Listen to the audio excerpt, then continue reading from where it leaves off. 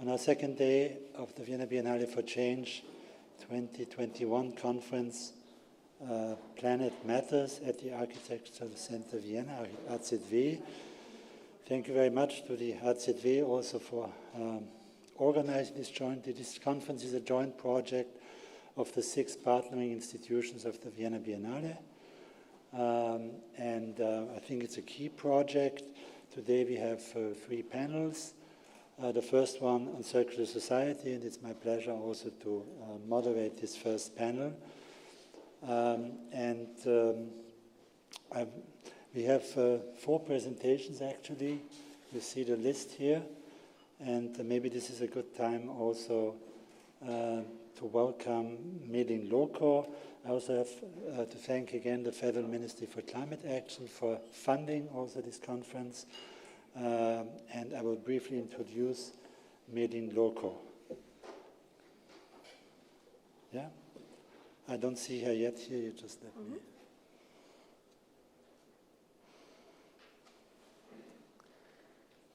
Okay.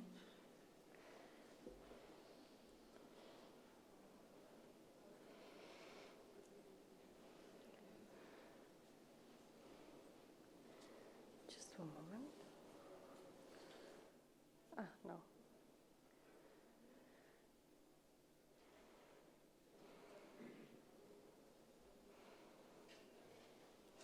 Great. Hello, Mei-Ling. We briefly met when you had this lecture for the University of Applied Arts in June.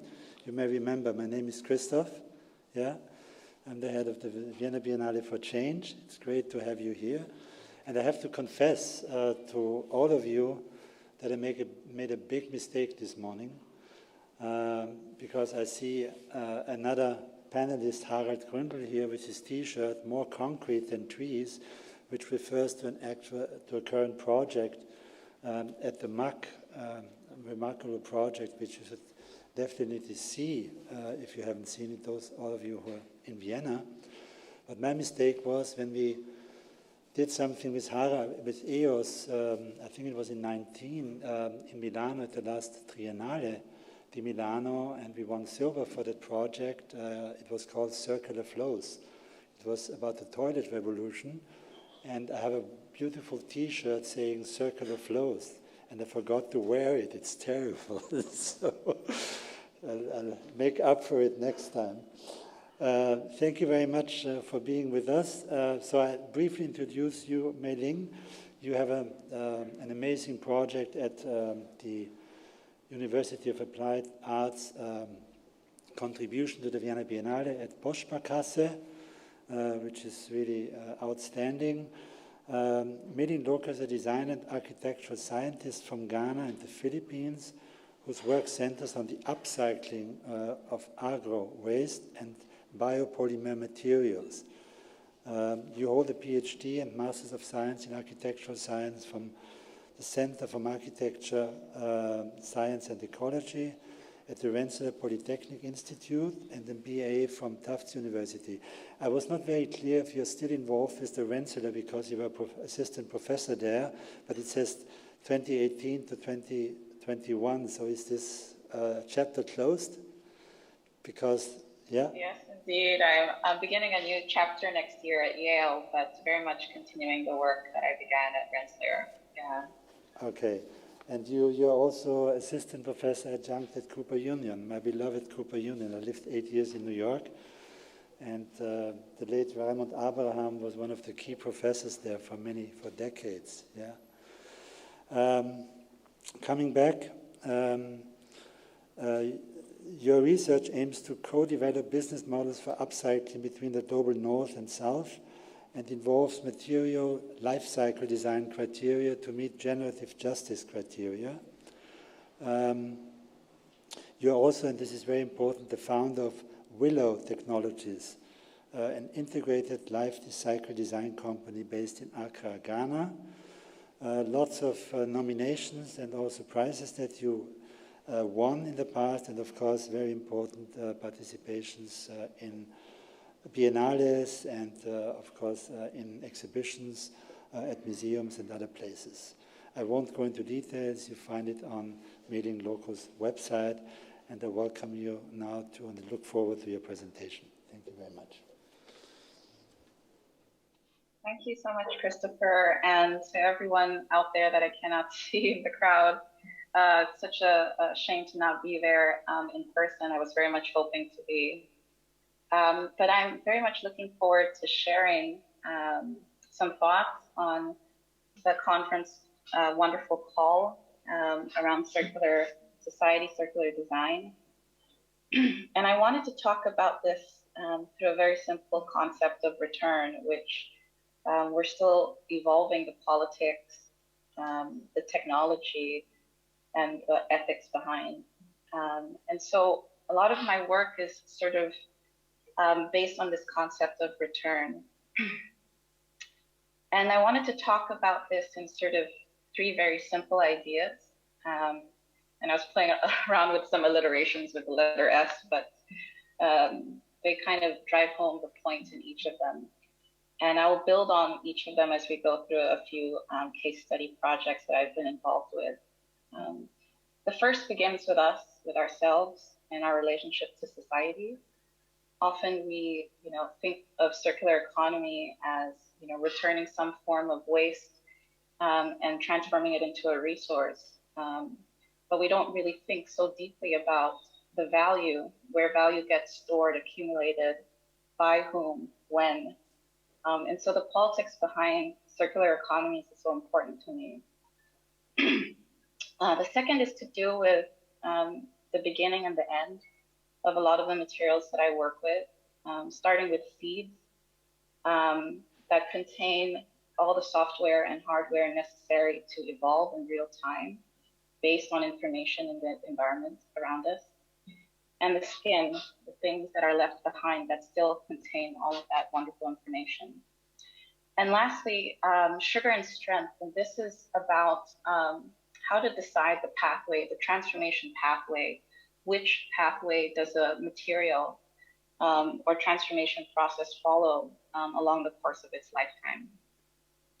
So this is very much the type of model that our society is living on these days. When we extract resources from the land, we use labor in the form of farmers, factory workers to transform that value into something that is useful to us. Typically, we've figured out ways to industrial and mechanize so that we can mass produce and generate commodities, for the most part, that can be consumed by a growing number of customers. And this ends up with a lot of huge waste problems, which all of us here are trying to think through. How do we begin to relance what these surplus can do in our society and our environment? And going back to the two dominant political, economic, ideological systems of the 20th century that we've inherited, in both capitalism and socialism, we see that there is this unending extraction of value from nature, from labor, the generating mechanisms, to produce commodities that can be consumed by a much larger population. There's very limited opportunity to return that value to nature, even though Marx's dream was to return this pretty much failed in a number of ways, to return that value to labor workers and nature in the quantities and the impact that he envisioned. And so I've been thinking a lot about the ways in which a lot of the values that we have in our society today, in our environment, are alienated. Alienated in the sense that, for example, our land is consistently extracted from, and so we have depleted soils, or we might have labor workers that are not able to advocate for the capacity or value that they generate into a process. We have consumers who do not have any relationship to laborers or the actual land that produces their commodities. And we have a ton of surplus that leads to a huge range of problems. And so as an architect, and this could be anyone really, this could be a designer or whatever capacity you have, in my field, we typically sit in this area, and our business model has not evolved for a very long time. And we've primarily been generating and contributing to this extractive cycle. In terms of self and society, I'm interested in exploring how we can alienate and the roles and positionings that architects, designers can play by situating themselves in very different parts of this framework called generative justice. And so I want to talk about that through some projects, because it's always a great place to begin. Sorry, can you see my screen? Exactly. I don't know if you can see or hear me. We can see your screen, but you were still on the first slide. Is that correct? Oh my goodness, no. Okay, so yes, now it's working. Thank you. Okay, all right. All right, just recapping very quickly: self and society, seed and skin, sugar and strength. And then this was sort of the generative justice framework, the existing framework based on the kind of dominant systems, political, economic, and social that we've been living with. And this is sort of the last diagram in terms of how the architect or the designer can alienate value from this framework that we currently find ourselves in. And so beginning with seed and skin, I wanted to start with a project that I've been working on with a chef, which was based on the ideas of how we can proliferate seeds. Seeds are the very beginning of a lot of lives. And every time you purchase a seed, you miss out on a magical opportunity that has been occurring for generations. And the goal of this project was to develop a seed library. And this was a commission from a food platform and magazine called Mold. And the idea was to develop a library for seeds at the domestic scale, that people could actually collect seeds from their gardens and share it with their community. The idea of the seed was inspired by a concept called PROCA, which is a farming system in a way of restoring nutrients to the soil in the Ashanti region in Ghana, where I'm from. And this was a visit to understand the system of PROCA that was led by Kofi Boa from the Center for No-Till Agriculture. So on about 20 acres, he has over 200 farmers that sell produce to the market. And after selling, bring back the waste to layer over and over again over the land in order to restore nutrients. And thinking about our homes and our access to these forms of waste, these skins that come out of our cooking or come out of our farms, especially urban farms. This idea of beginning to break down, dry up, and capture some of the value that is found in the skins of these materials was important. And so we developed a recipe using nothing but 2 baking bowls, your food waste, and active mycelium cultures in order to grow the actual home for seeds, to give it the right temperature and humidity to thrive, as well as develop these seed balls that hold a number of seeds and give it the right types of nutrients when they enter the soil. So a form of guerrilla farming that is seen all over the world today. So over the course of 5 days in my kitchen, the waste is transformed into the basic components of the seed library. And this is placed anywhere around your house. It could be in your garden, it could be your new mailbox. But this idea that the perfect environment for seed storage and exchange lies, from the resources from our homes. The second project is much more closer to stuff that I've been doing in my lab and in my studio. And that deals with a huge problem that all of us face, as well as a huge opportunity in the form of agro-waste. We know that we produce more than 1 billion tons of these material resources, and only 1/3 of these grown in agriculture end up actually on our plate. A larger proportion is combusted or downcycled prematurely. And so thinking about how to understand these materials in terms of what they're made of is key for informing what we can actually do with them. And so I'll begin by talking about understanding the ratios of sugar to strength. And so strength is embodied by this material called lignin, the stuff that binds a lot of our natural materials together. And so this project takes on this idea of looking at materials that have tons of sugar. And so essentially that's food for fungi, living mycelium cultures, to digest and form different types of materials that we may need. And not forgetting the self and society aspect of every design project, we sort of split it into two ways of actually building and integrating these materials into our homes, into our buildings, both of which are incredibly bottom up because it has to do with unalienation of consumers, for example, and new forms of labor in our city, like urban farmers. And so one takes on this idea of using everyday objects, providing access and capacity to anyone, and another that looks at new forms that might enable modular assembly in our homes.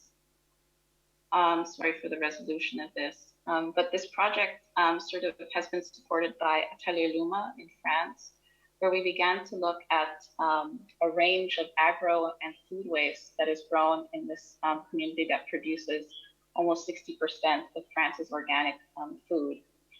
And so looking at a range of crops and their waste, like lavender, olive oil, sunflower, and many more, we began to characterize their composition and how mycelium could transform what was in these materials. And then we figured out ways to grow this with everyday objects like buckets, some of which were incredibly centralized. You come together to build on site.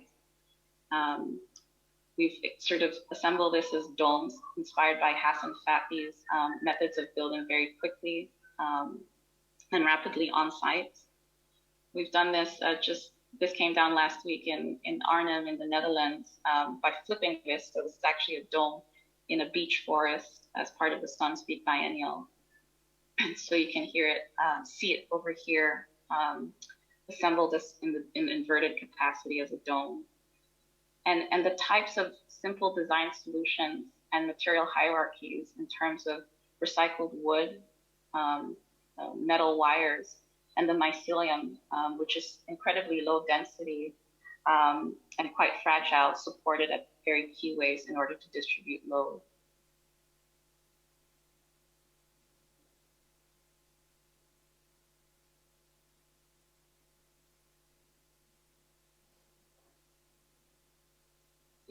Methods, these sort of grow trays, which you can see in the back here working with an urban farm.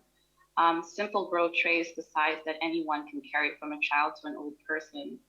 And simple tools like wooden members that enabled us to form sort of lips so that these panels can actually be very easily screwed into the wall and not seen, and gave a lot of tolerance. And the ways in which people can actually use waste from their urban farms, adding a little bit of nutrients like flour to grow a panel over the course of 5 days into a wall right on site in a gallery. And we use that to form a tunnel at the beginning of the gallery. And so this methodology was continued at Luma to develop, once again, a seed wall. And this is actually just work in progress, pictures from last week where we're installing a seed wall near the Luma Foundation in a community called Griffoy, where there's a collaborative kitchen to encourage the exchange of seeds and the use of the waste from the kitchen. The last project goes back to the installation at the Angewandte Innovation Lab that Christopher described. And I keep learning, even after 10 years, more and more about working with agro-waste and biomaterials through the coconut. Made up of a very robust skin that comprises 70% of, 35% of the actual fruit. This is broken down into a very interesting substance called pith, which is mainly used as a soil substitute all over the world, and the fibers that are incredibly strong. And this husk is an incredible waste problem. What begins as a land waste problem, because it's generated after selling fresh coconut water on our streets, and the fact that you're not allowed to dump it into municipal waste systems because of its high bulk density, becomes an air pollution problem when it's combusted in open air in the city at night. And so looking at the composition of these materials, we realized infinite pathways of transformation. from high density boards all the way to insulated or filtration media. And so beginning to understand our criteria for processing, we began to look at different types of biobinders, not only the mycelium, but other wastes like soy, as well as coconut pith, which was discovered to be an incredibly effective resin when given the right temperatures and pressures, can form a medium density board. So in essence, everything to make a board is already within the coconut husk itself. And we see a range of performance of these binders. So quality control has been a huge challenge in this regard. And it's something that a lot of my research is working towards in terms of trying to understand, as well as contribute to modifying standards for biomaterials use in buildings.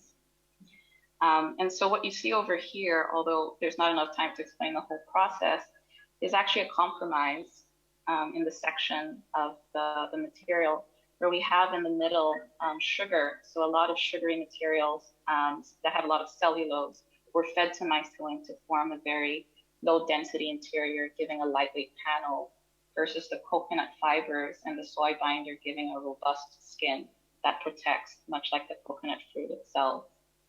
And it was important for us to also build and install a prototype of this in Ghana, where a lot of the coconut waste that was used for this project was sourced from.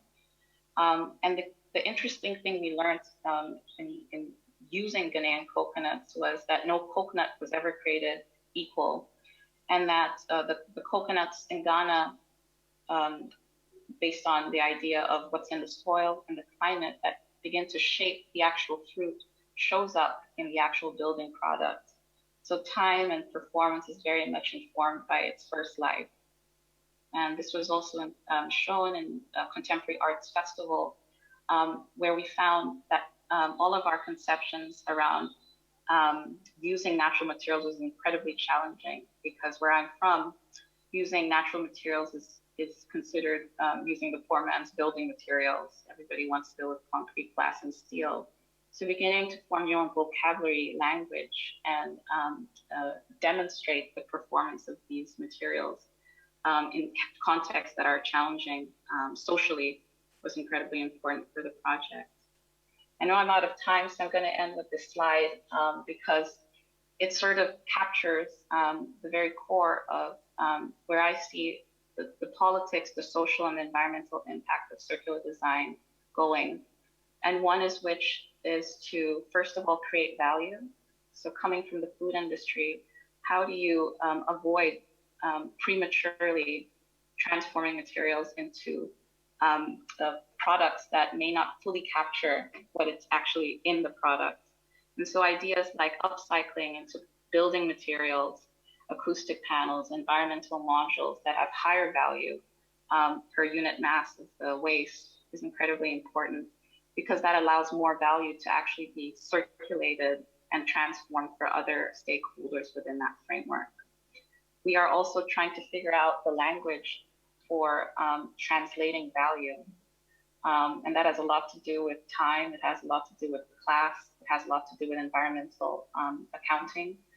And so that's an ongoing terrain that I'm also working with in terms of how to expand and integrate how we actually frame circular design within our society.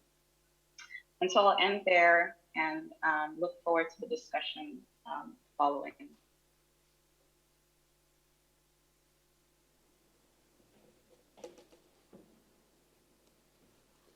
Thank you so much, Mei Ling. This was truly inspiring, fantastic projects. We'll talk about some of the questions arising later. And now it's my pleasure to introduce Alexandra Fußdorfer. She's a transdisciplinary designer with an investigative and research-driven approach, which is terrific. She's fine? Yeah, okay. Within her creative practice, she questions prevalent political and cultural paradigms while trying to embrace phenomena of accelerated technological and ecological change. She has a design and research studio in Vienna, from where she works on projects at the intersection of humans and non-humans, culture, nature, and technology, which is really all the topics we should get much more interested in. And currently her main interest revolves around how our understanding of work and productivity is related to the anthropogenic impact on our planet. She's a graduate from the industrial design at the University of Applied Arts, graduated in 2017. Also was awarded prizes already, and I'm happy to say that when the MAC opened the new design lab in 2019, which was part of the last Vienna Biennale, her project Transitory Yarn was included in the MAC design lab. It's a terrific project. Her work has also been shown extensively already, including the already mentioned Triennale di Milano and other places. Alexandra, the floor is yours. Thank you.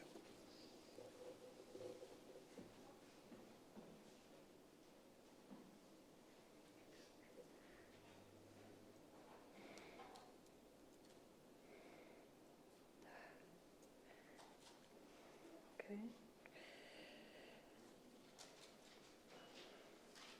Ganz kurz.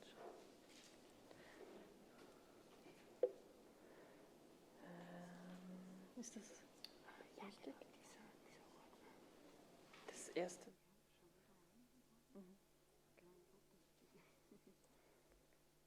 Ja.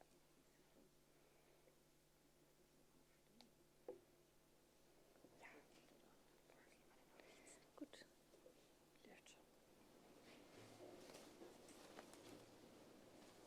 Okay, thank you very much for inviting me. I'm super happy to be here. Today I want to talk about life with a sheep and trapping toxic textiles. Only 1 week ago, I had a conversation with a scientist about a topic that is very dear to me at the moment, which is textiles made from plastic. And he said something that really stuck with me since then. He said, plastic textiles will not vanish because of their comfort. And I think the word comfort really made me think, because I think the debate about climate change and respectively the need for a change in our behavior is dominated by the word comfort. Can traveling by train be as comfortable as traveling by car? Do we lose comfort by eating less meat? Can textiles made from natural materials be as comfortable as synthetic ones? And is it uncomfortable for corporations to shift their production processes to rather renewable materials? Of course, as a designer and researcher, I'm trained to look into comfort. However, lately I'm trying to include more than human perspectives as well into my considerations of comfort. So today I want to share some ideas about this industry that feels so overlooked when we talk about post-petroleum perspectives for our future. I don't even remember which scandal triggered my drive to look into textile production. Was it the collapse of a factory building in Bangladesh about 8 years ago? Is it the fact that the founder of H&M is the richest person in Sweden?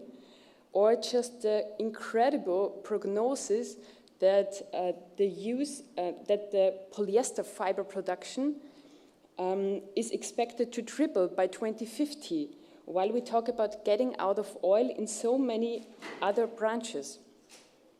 So to me and my colleagues, it was clear we have to find an alternative approach on how to use resources in textile industry. However, it's not easy to imagine alternative ideas on a systemic level in a production sector that operates so globalized and complex. So we took a look at the textile mess firsthand to get into it. So for one day, I helped the textile department of the Caritas Lager, which is the recycling facility in the 5th district, and helped sorting the endless stream of discarded clothing entering their center. They do have a colored bag system, which means there's the good ones, the so-so ones, and the trash ones. The good ones, they sell in their own second-hand store. The so-so ones are resold to traders who sell them in other countries, and the trash ones, they are processed into materials like insulation, for example. Having a recycling idea in mind, we already scanned the materials we found for knitted garments, because this promised easy circularity. We imagined we would just unravel the garments we find and make something from the thread we gain. Easy as that. So we analyzed, so this is the textiles from half a day of sorting, the knitwear, of course, and it's the best of the best we found.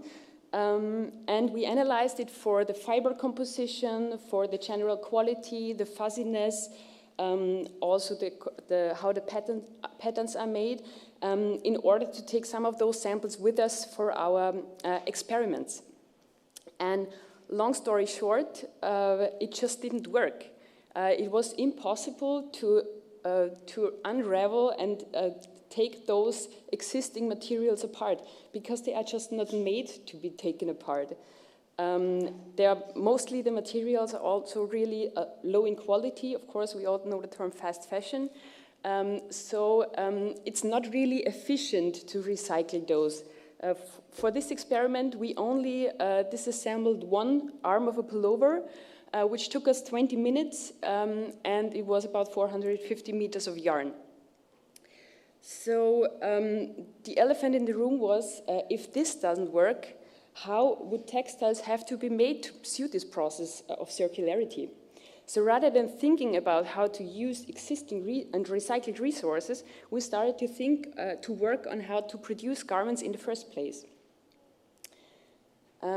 So this is the crucial question here. And what we came up with is a process in the garment collection we named transitory yarn. Transitory yarn is at the moment part of the design lab in the MAC, and it's a prototypical proposal to enable circularity in the making and unmaking of garments using knitting technology. So we created the garments in a way so they suit our process. So by unraveling the unused items and reknitting them again, the basic resource can sustain several life cycles. The whole process revolves around the yarn that's in the center of the process. In the most extreme scenario, we propose 1 cone of wool for a lifetime. So by using sheep wool, which is really an amazing material and with even self-cleaning abilities, the garment also barely needs to be washed, but rather specially cared for. But why would this make sense and where? For example, you could transform your clothes according to season, turn your winter pullover into a summer skirt, or just add some yarn to your cone and the garment can grow with you as you grow bigger. You could even make 2 pieces from one, pass your yarn from belly to baby. So the collection is specifically designed to suit this process. We created simple patterns, preferably from one single yarn. The seams should be really visible, so you see, the disassembly process is already visible when you look at your garment, and it should open easily, of course.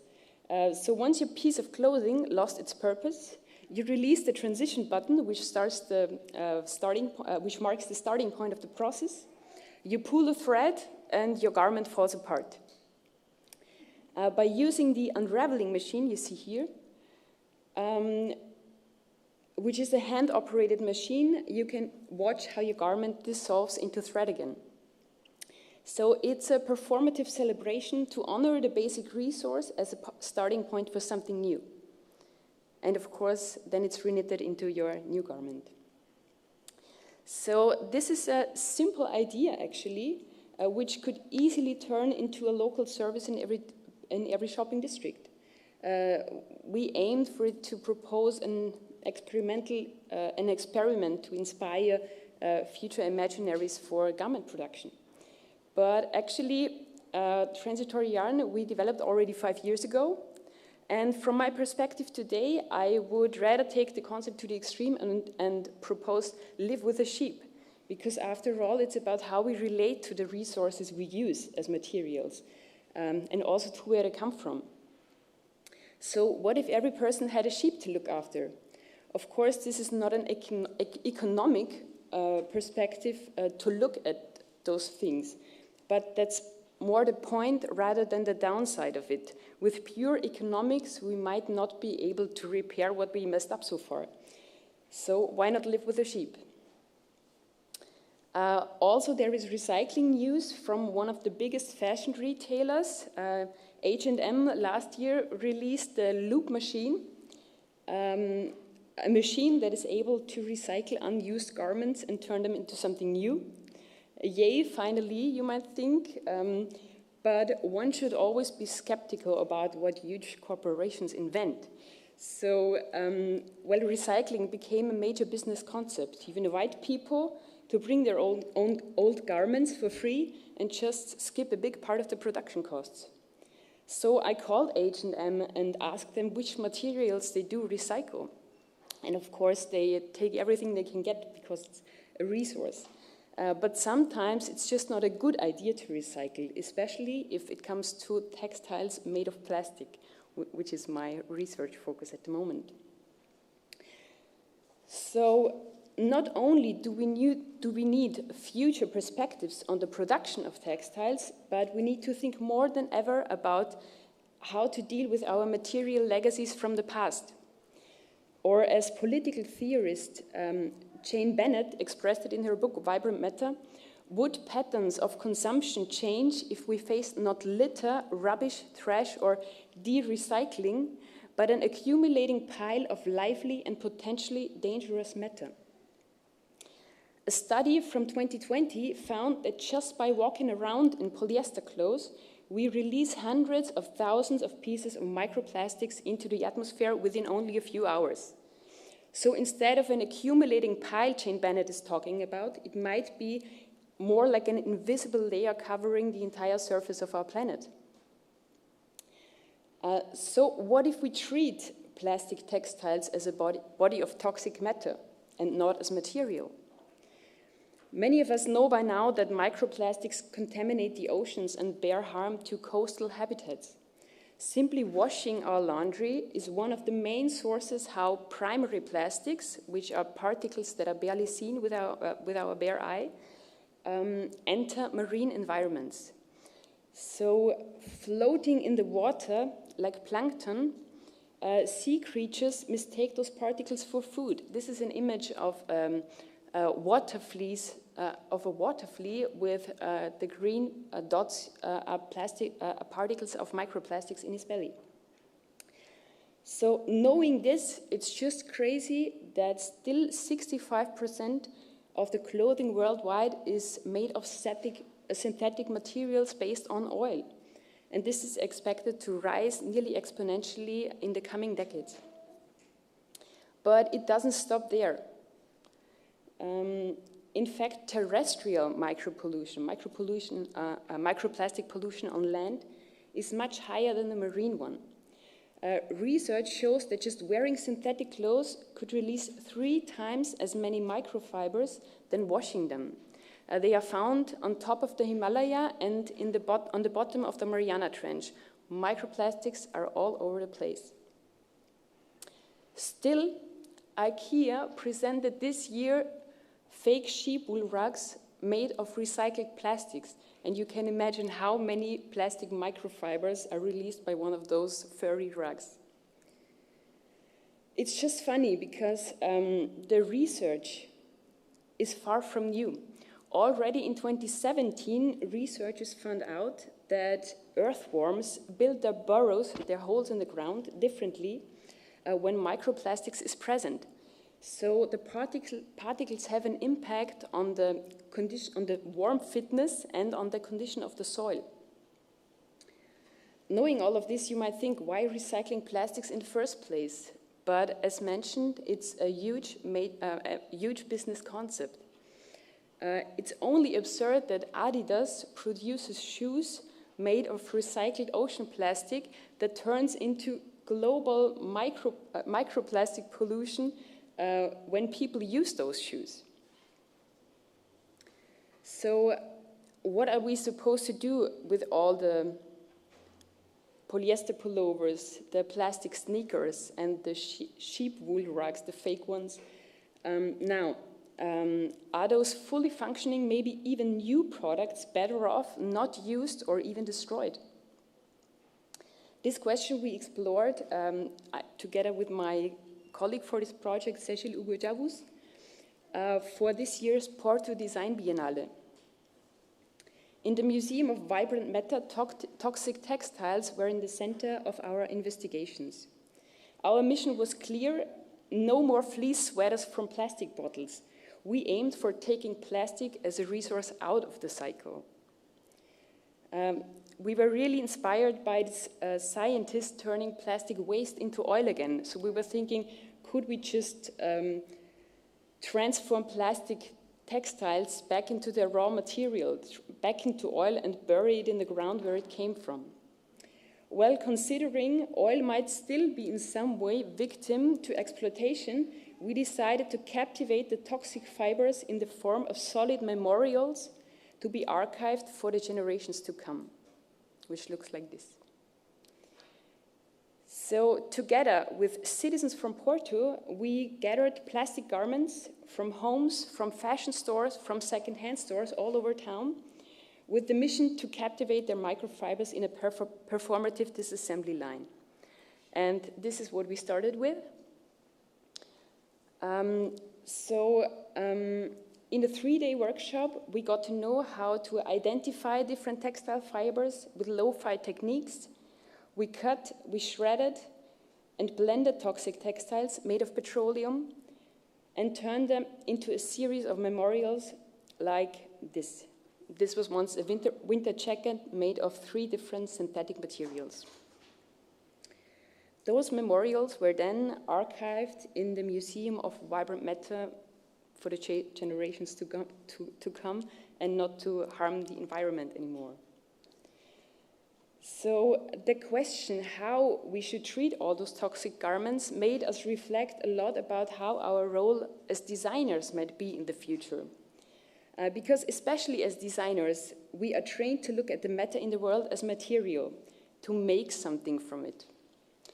It's a nice thought experiment to think about the difference of matter and material. This was a very intuitive approach. It's indeed a challenge to not make use of something and think about the notion of purpose differently. But today, on a planet in trouble, we might have to reconsider our role in this profession and become better at unmaking.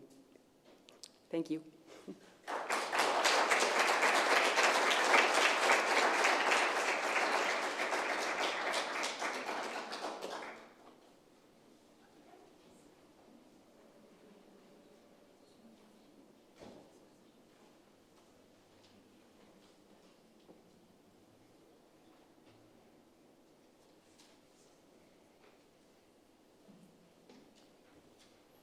Just bear with us for 2 minutes because we have to do one little technical change.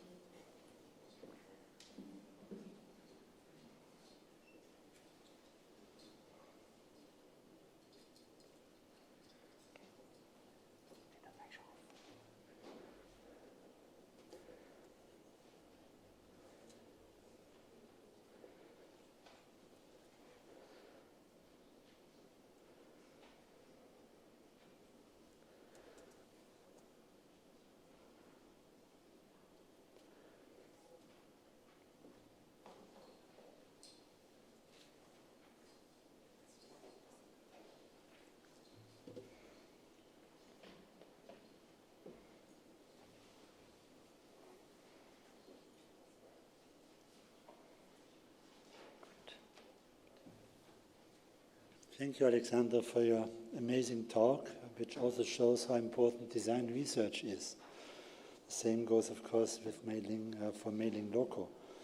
And the same goes for Harald Gründel. I think this connection between design research, and of course the economy and the landscape, the political landscape and the economic landscape is key. So Harald is a designer, design theorist and curator. He's a partner, founding partner of the design studio EOS and director and founder of the Institute of Design Research, Vienna. He is specialized in the research and application of social and sustainable design strategies. Very recently, in February last year, Harald and his partners at EOS founded EOS Next, a social enterprise with the aim to tackle future challenges by design, social and sustainable design strategies, and new forms of leadership are the tool set to operate in an uncertain environment for social and, I might add, also for ecological change. Harald, I hope I can say this, is currently working with his partners at the Institute of Design Research Vienna on an update of circular design rules, but you can tell us a little bit more about that, hopefully. And we've worked together closely on many occasions, and it's always interesting to see you focused on new areas, and also what I think is key to not only think design from a product perspective or service perspective or experience perspective, but also from a very holistic perspective, in particular from a systemic overview perspective. And this also, I think, is what we have to work on much harder in the future. So Harald, please, your presentation.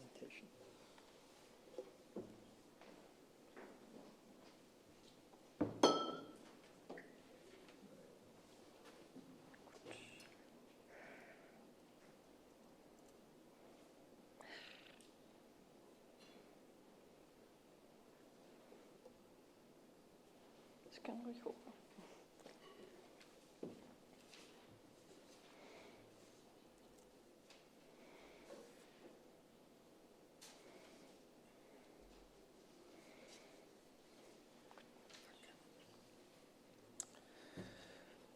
Thank you for having me here, and thank you also, Christoph, for giving us another time the possibility to think together with you on the future and the role of design. As Alexander nicely put it, what's the role of design today? I have a little bit of difficult role here today because I tell you the inconvenient truth about circular society. That's the main topic of our contribution under the title Digital and Circular. This is a project we did in the scope of the Vienna Biennale. We did it together with the digital studio process, and it's a research project. This all started with this diagram that you see here, which shows the circularity of Austria. And here is the cursor. So this very thin line here that shows what is commonly called as what we recycle in our consumer culture. And we thought it's good to not just tackle this question from the role of a consumer, because all of us have experiences in being a consumer and thinking about plastic trash from supermarkets and plastic trash from textiles. So we invited a research group from the University of Agricultural Science, and they are one of the world-leading research groups in material streams. So Professor Haberl showed us this diagram really as a first point of departure, and there was one really interesting detail which might not be quite clear from the beginning. It's this kind of detail here in the diagram. which is in a way a kind of dam, which just piles up stuff. So everything which piles up here is not shown in the diagram because this is an exponential growth of things that we pile up every day. And so he came up with a quite interesting result of his research. So he was saying, of course, we are not recycling enough, so that's quite evident. But the real problem that we have is we are stockpiling so much. We are just adding things and things and things. And this is what hinders us in order to become a circular society. Of course, this rate of recycling needs to be increased. But this kind of exponential growth of stuff that we are stockpiling is really our big problem that we have today. And as Christoph wanted us to work especially with the digital as a tool in order to better understand or deal with the circularity topic, we, after quite long discussion with the scientists, we found a project together with them we found really interesting. And I'll show you the explanation video, which is shown in the exhibition, which has been done by our partner Process.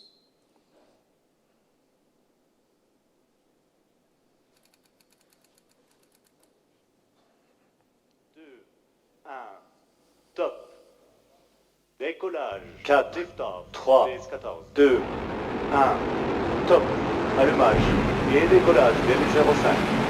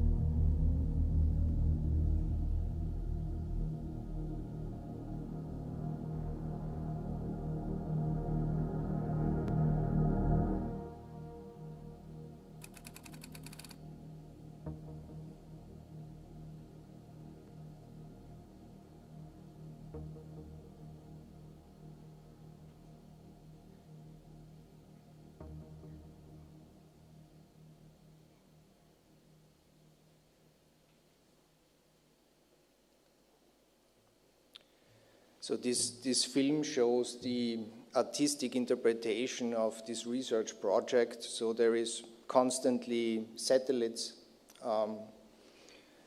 flying around Earth, collecting open data. That's huge mass of, that's really big data.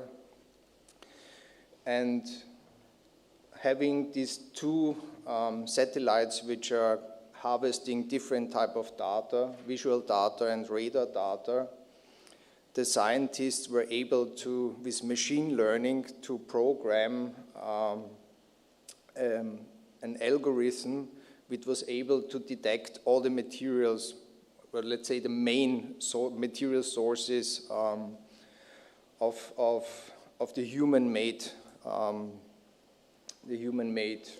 you know, buildings, streets, whatsoever. And the process studio then took this data and started visualizing it. And they created the first map of Austria, where you just see all the man-made buildings, streets, infrastructure. And we called it the map of concrete. And you might have followed the discussion that we have about building streets in Austria. And I think if you have seen this kind of details which were mapped in the film, you see this is a discussion which has which has an image now.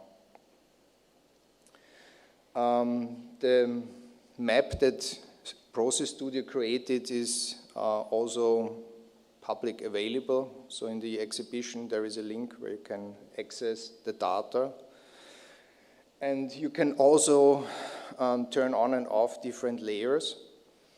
And this layer here is single family housing. And I think that's a quite good explanation about how we deal with kind of spatial policy in architecture. It's like, just random pattern of finding good places for individual housings. And this is what happens if you connect all these random placed houses with streets of different level of importance. So I think our role as designers was here more to ask questions, not to design anything, but a small exhibition to share these insights that we get in the conversation with the scientists. So here is a few images from the exhibition space in the MAC. These two maps, one map is on what we call poetically the concrete, and the other map is on trees. Of course, there is more materials than concrete covered on this map.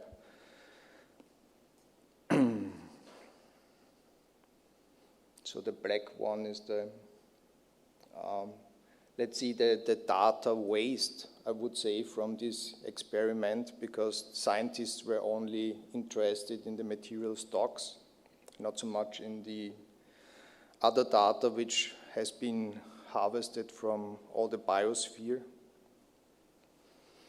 And I think what is quite interesting is that this map from the trees, it looks like, in this kind of visualization, it really looks like a stone, a granite, where you just scratch big cities into it.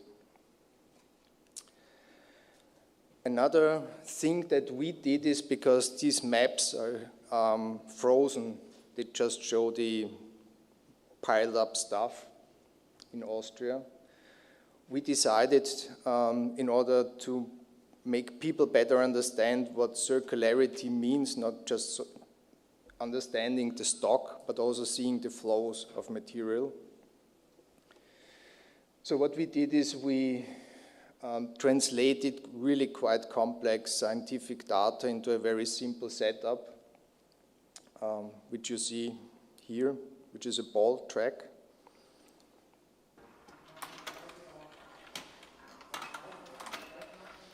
And you see these balls become extracted from underneath and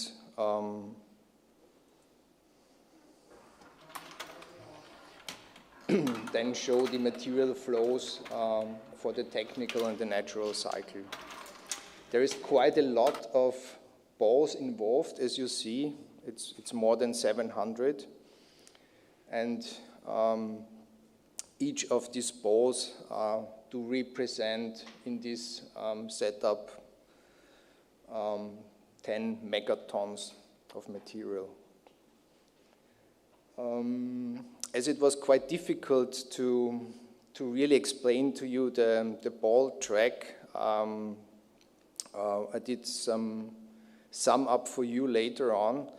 But basically, you know, when we speak about replacing one or, you know, a couple of balls by another balls, we are not really replacing the problem because the ball track structure is the same. And I think one of the main topics that we have today is to re-engineer the structure of our economics. And we thought if we build a ball track, maybe kindergarten children can rebuild it, make it work better, make it in a way that we're not just, you know, stockpiling so much materials.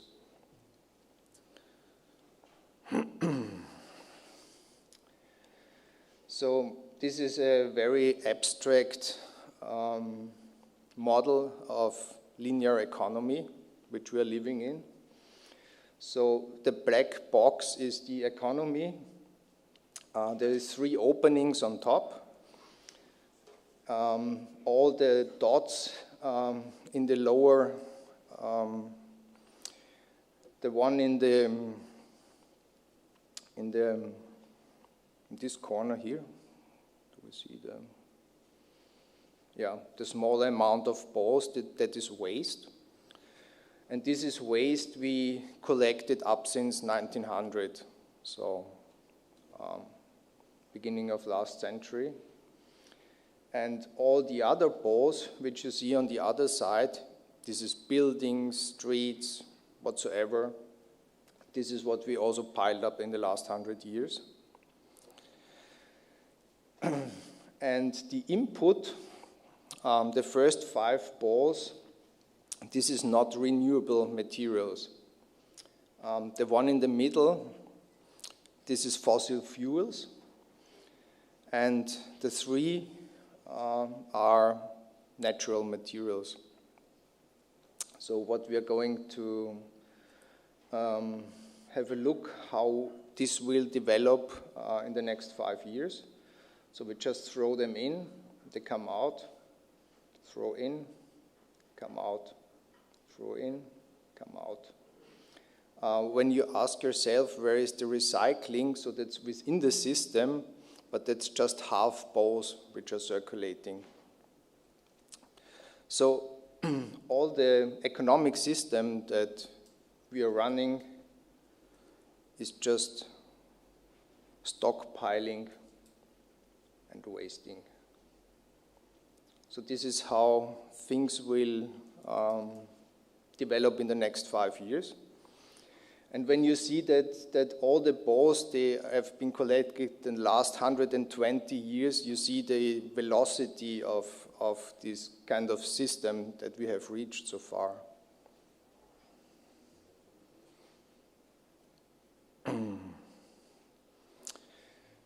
This is a diagram from the scientific paper Nature, which was published last year. It's based on data which Professor Haberl's team have collected in the last decades. And it shows that in our days, the anthropogenic mass is equal to the biomass on Earth. So this is not Austria. This is a world view. And to make it a little bit more clear, but maybe before I do this, so the dark blue one, this is concrete, for example. So a visual summary of this article reads as follows. We have double the mass of animals in plastic so far. And we have almost reached the biomass of trees with buildings and infrastructure. I'm not a scientist, but it does not feel good to me, maybe to you also not. And so we were asking our scientific partners to redraw this diagram for Austria. And this is where we are in Austria today. So on the one hand side, the green is the biomass, that's 2.2 gigatons of materials, more or less the same amount of material we have from buildings and another time from infrastructure. This was in a way quite shocking to us, and we didn't, we wanted to inform, but also not just shock people, so we translated these 3 columns into this, which represent the same weight, and when you go to the MAC, you will see a quite nice installation with it.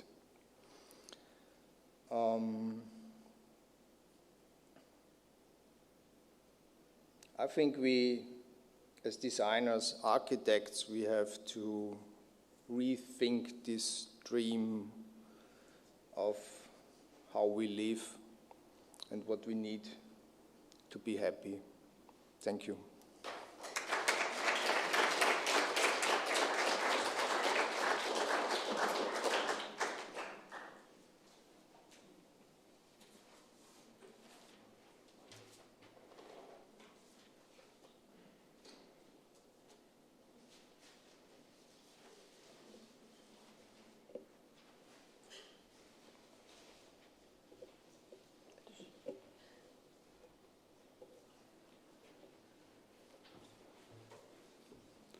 Thank you, Harald, for your presentation, which gives us really kind of a good impression of what we have to work on very hard in the future. It's a tough challenge for all of us.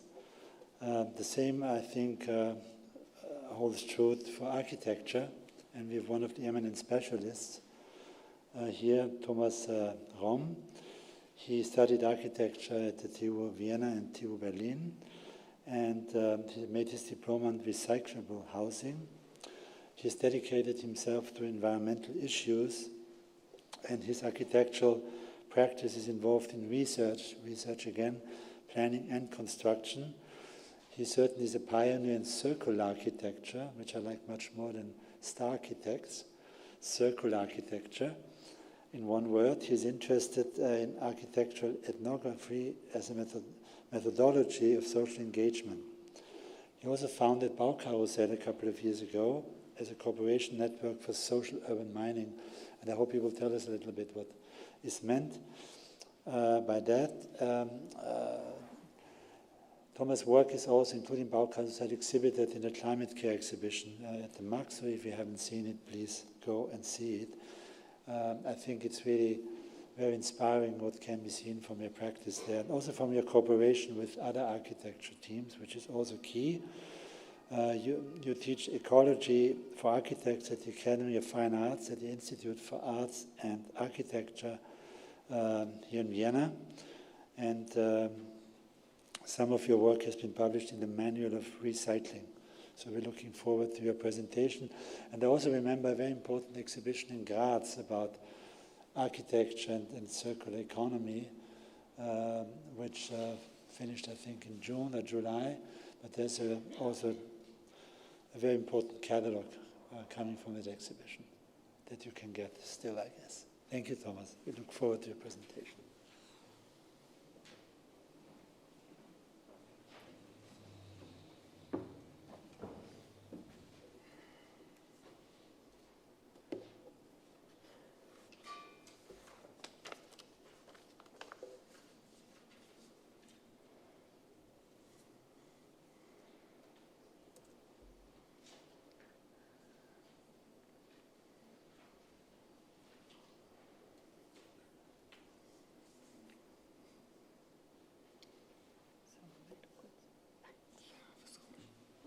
Well, I would like to continue this meditational flow from Harald. And I'd like to start with a video installation from John Jarrett.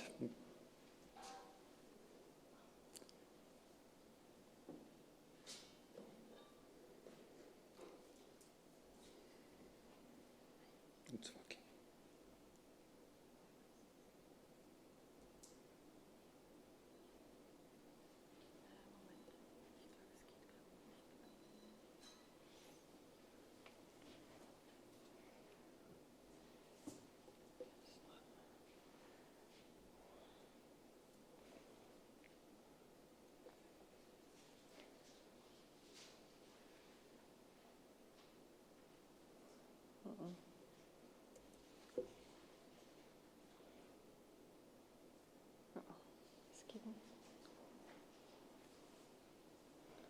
Okay.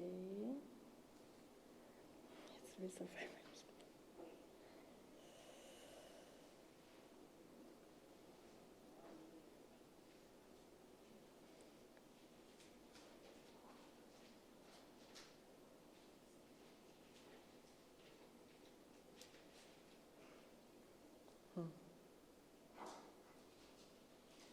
Okay, ja.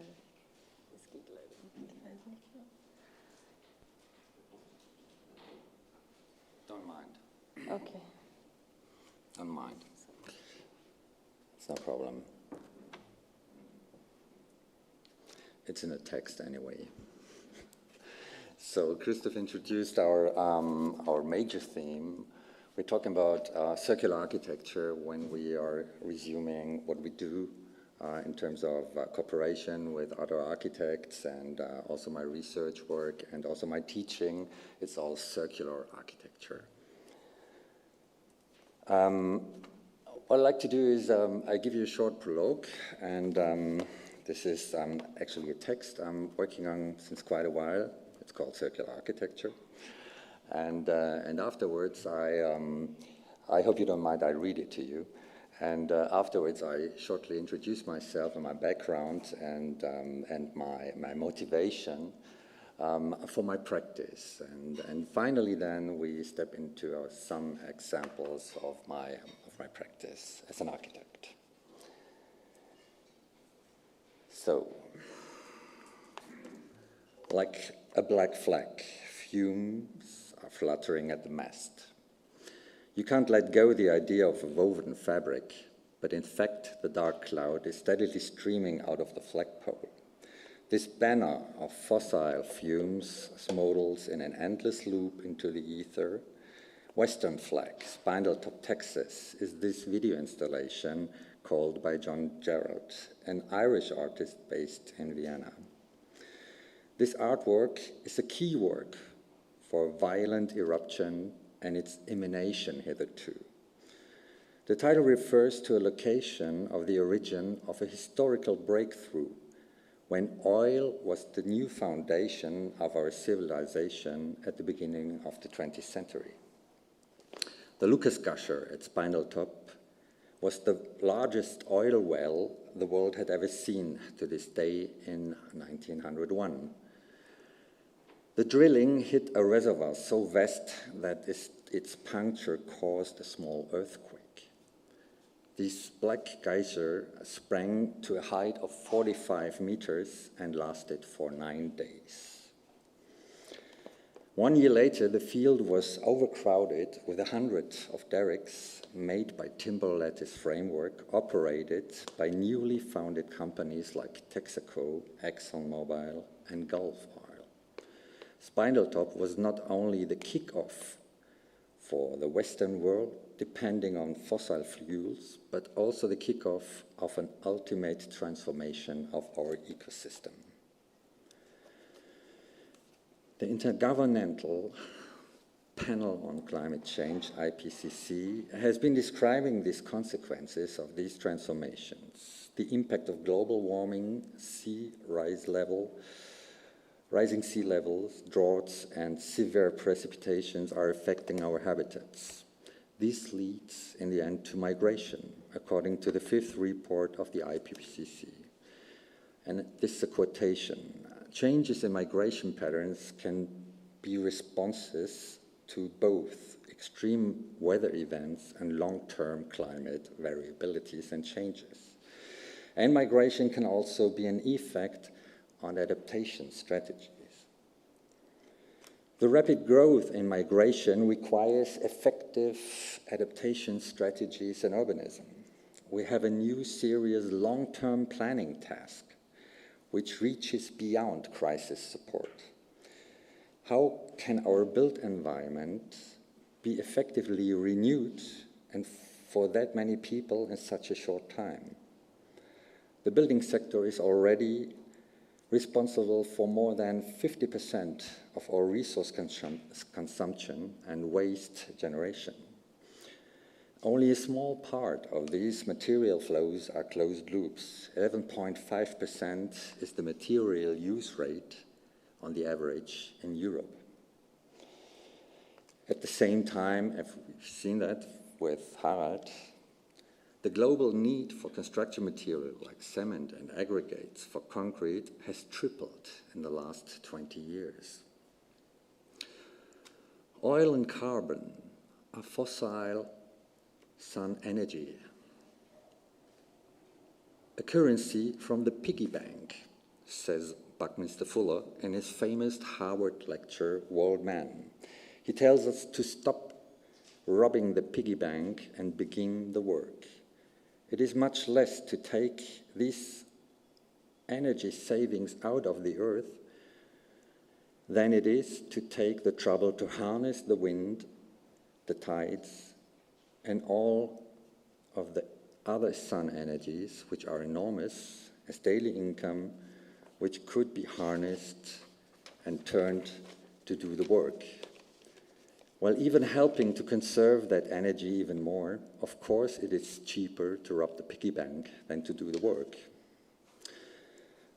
I would say no other architect dealt with global resources that early. Fuller turns the globe into a plan. In 1943, he designed the Damexian world map, a triangulation to equalize the post-colonial view of the world map, a geometric execution of our Earth proportionally divided in 14 segments. Meanwhile, the Mercator projection is increasing Greenland 6 times in size. 7 out of the 10 largest metropolitan areas are located in coastal regions. Megacities are already struggling with the effects of climate change, have recently come together to form 100 resilient cities at an initiative of the Rockefeller Foundation, founded by the oil magnate with the purpose of well-being of humanity around the world, which brings us back to Western flag. It was not until 2010, with the traveling exhibition of Postal City, the story of the future of a city carried out by the leading medium of architectural theory, Arch+, that the established discourse regarding sustainability also begins to address the consequences of its neglect. In 2009, the term climate impact management appeared in the context of the International Building Exhibition around the Hafen city, Hamburg. A map of the Federal Republic with scales of the increase in heat days and precipitation events show massive changes in almost every region. Land under water at the Northern Sea, heat in Bavaria, and both in the entire West, which was recently the case. For Vienna and its region, the follow-up costs of climate change from the COIN study, costs of inaction, this is Rhein in Lower Austria, and this is Vienna in 2010, can be estimated to 1 to 2 billion euros annually. In a time horizon up to 2050, depending on the scenario. This is the COIN, the costs of inaction. Well, the thinking of the philosopher Bruno Latour revolves around this critical condition of the planet.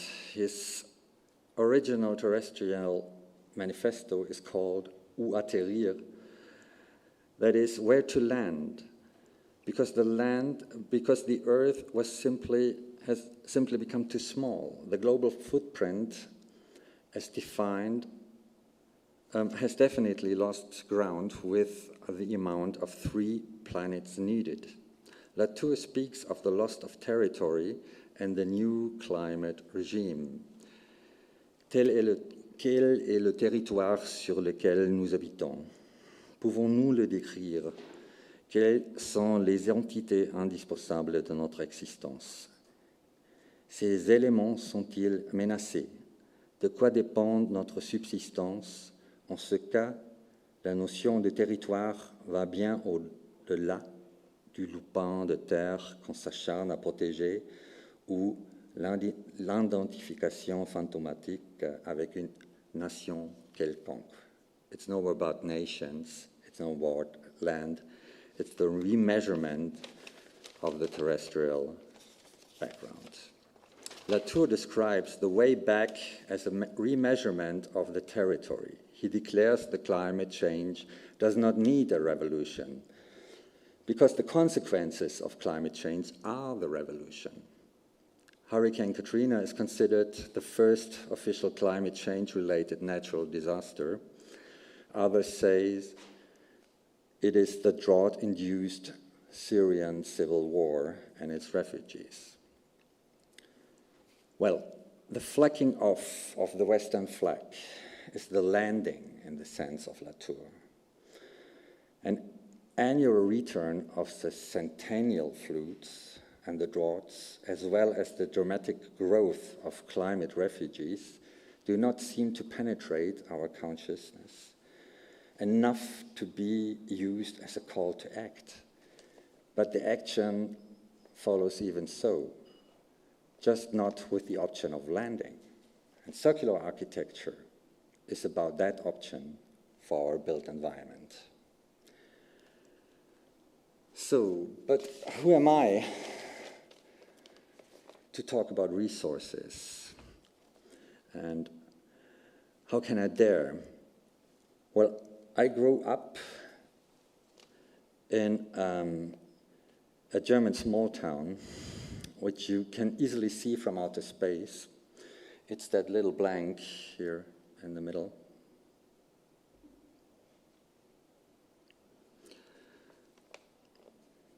Well, 75% of the population in the small towns are living from a research center that is literally trapped between these 2 open brown coal pits that came later in the 1980s.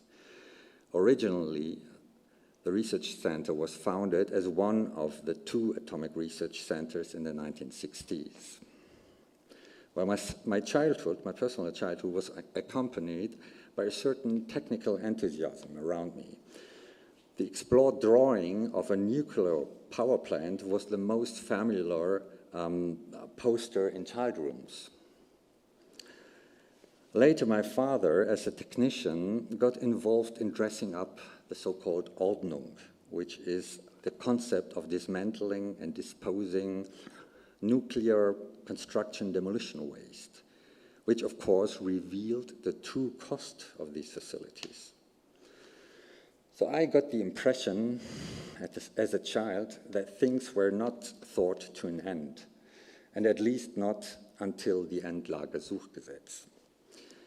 But besides these questions of energies that everyone around me was focused on, and no one seems to question the means until the Humvee, this is the Humvee, next to my house, until the Humvee was saved recently by activists.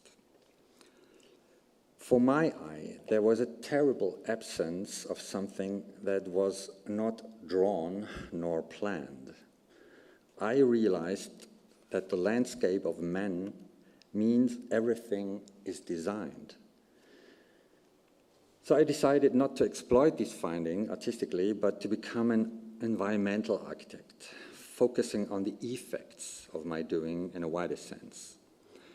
I finished my studies with a work on recyclable housing, a self-erecting and self-dismantling construction. The key was a construction detail, and the rest was a homage to my teacher, Helmut Richter. This work was meant to be an antithesis of a Hausbaumaschine of Ernst Neufeld. The Israeli artist Amir Yassif did a 3D print of this Nazi ancestor of 3D printers. The recycling house needed no machines. It is its own assembly machine and can also be entirely dismantled. Yes, thank you. Dismantled in its original components. So now let's skip into some of my work, which are not the most recent one, but each and every one of these three projects stand for a certain category. And well, the first and the most important is Aspern, the Stadt Aspern. It's one of the biggest urban development projects. So together with the developers of the first 3,000 houses, we succeeded in implementing a logistic facility to use the entire excavation material as a construction resource. 1 million tons of local materials were processed on site as a resource. Well, we in our office did the procurement and tendering of one of the largest mobile concrete productions for housing in Austria. Not a single concrete transportation came from outside on the construction side. Finally, we tackled to cover 60% of all resources by reducing costs and emissions. And beside the use of local material as aggregates for concrete, we discovered a wide range of use of material for landscape design, infrastructure, like road embankments, and so on. And these experiences were used in the following projects, like Wildgarten, a project for the Austrian real estate development. In the south of Vienna, you don't find these precious building materials in the ground. So we set up a scheme for soil analysis. You see the grid here. And nature needs actually 500 years for 2 centimeters of soil. But it's normally the first thing that is leaving the site as waste. As you can see here, not even a single project has yet begun, and all the soil has already been moved away.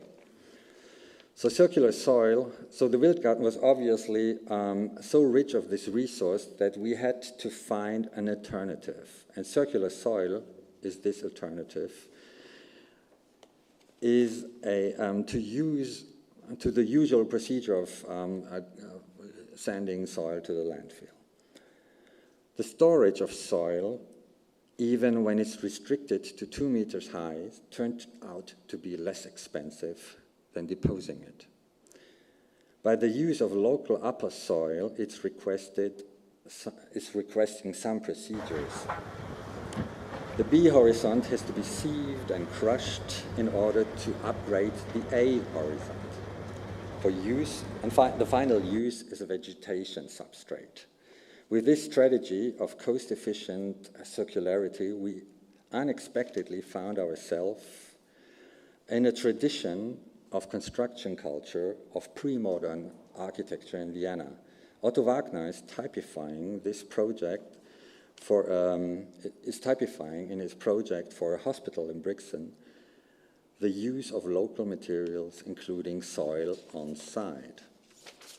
And finally, I come to an end. I'd like to refer to a last project in this context, to the Biotop City. Biotop City was one of our bigger urban mining projects. This was a formerly entirely sealed surface, a production facility of Coca-Cola in Vienna. And by unsealing this site, we generated 60,000 tons of resources. In this showcase on urban mining, we proceeded 30,000 tons online, and you need 6,000 liters of diesels for crushing and sieving. But when you transport 30,000 tons to a stationary facility and you bring it back to the construction site, you deserve 55,000 liters of diesel. That means you can reduce emissions to 90% by doing it on site. Biotop City was not our first urban mining project, but our first social urban mining project. In 2015, together with Repanet and with Pulswerk, we founded Baukarussell as a cooperation network for social economic enterprises for dismantling buildings. Baukarussell collected 10,000 square meters of insulation panels from the roof. The reuse of these materials as a perimeter insulation in the new housing project was an added value.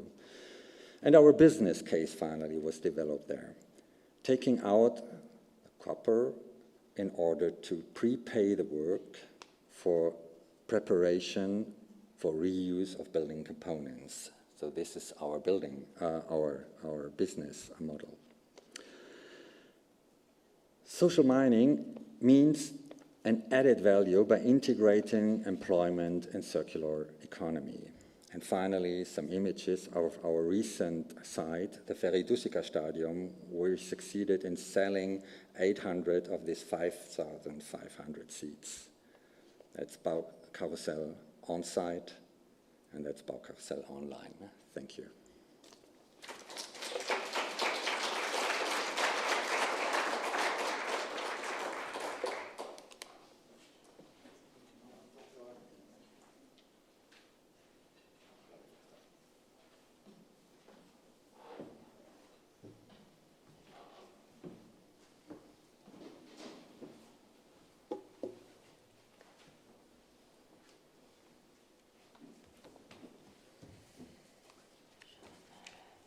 Work already? No.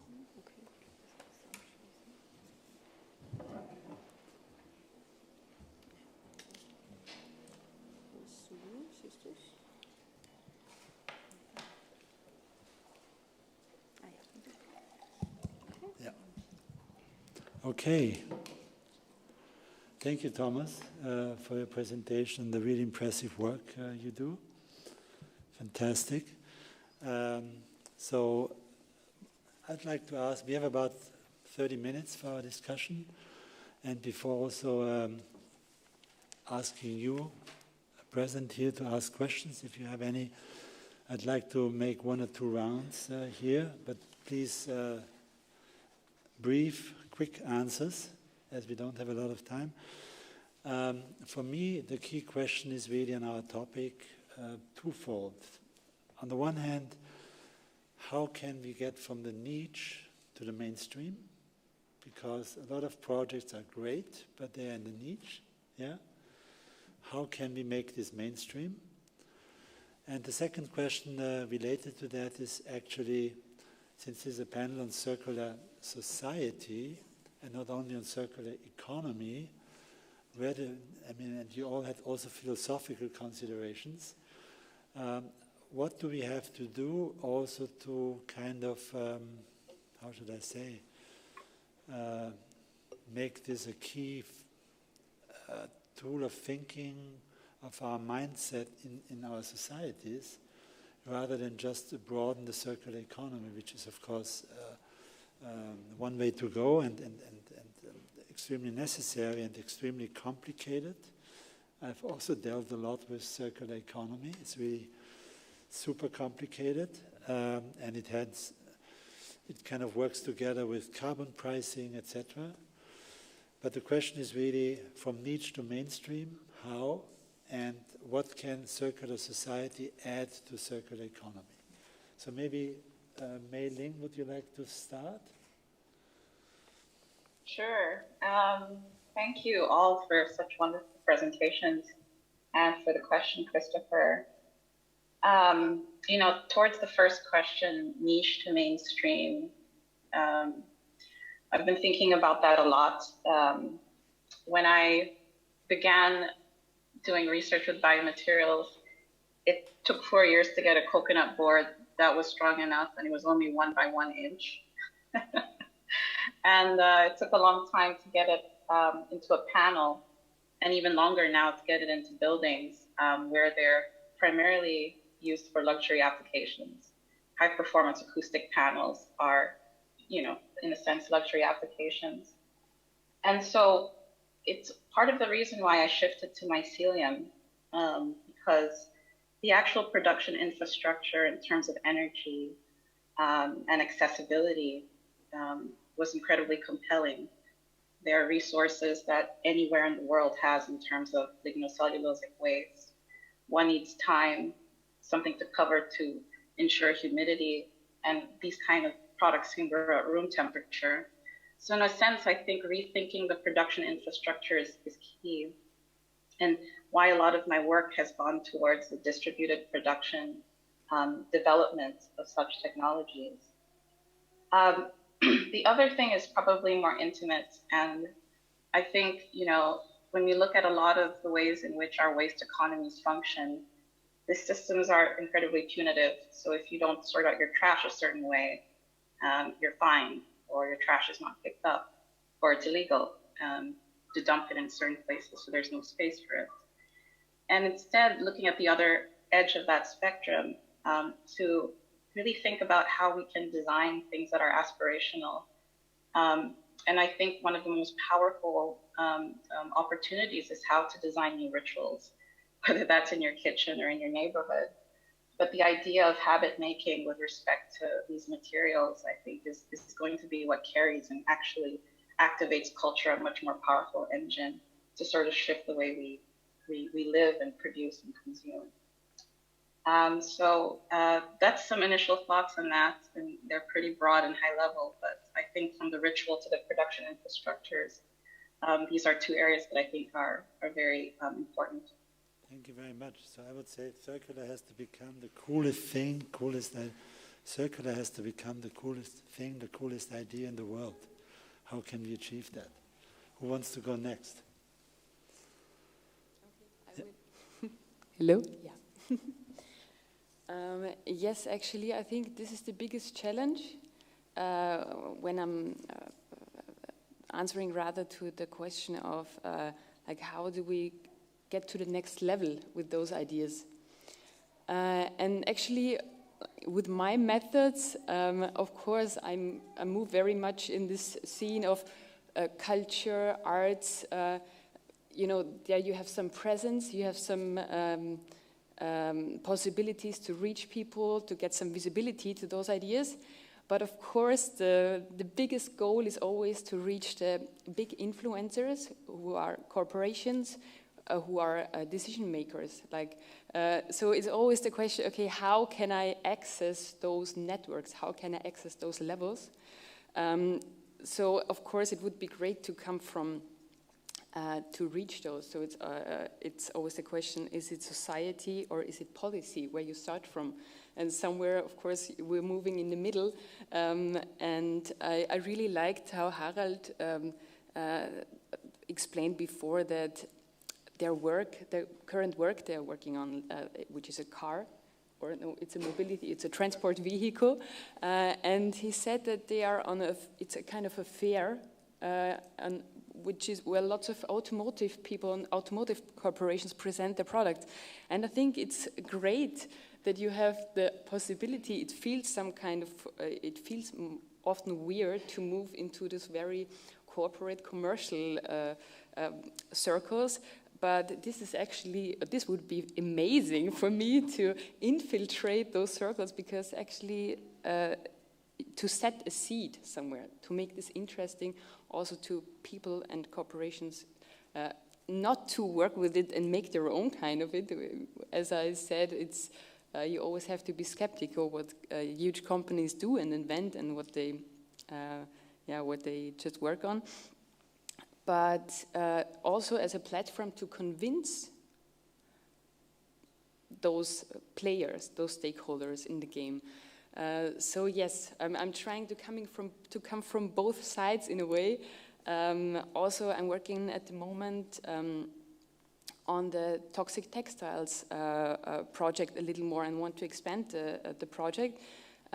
And also want to include, for example, the OMV, because they're having interesting processes, and of course, to kind of taking a step towards them, because they also know they have to shift their vision for what to produce in the future.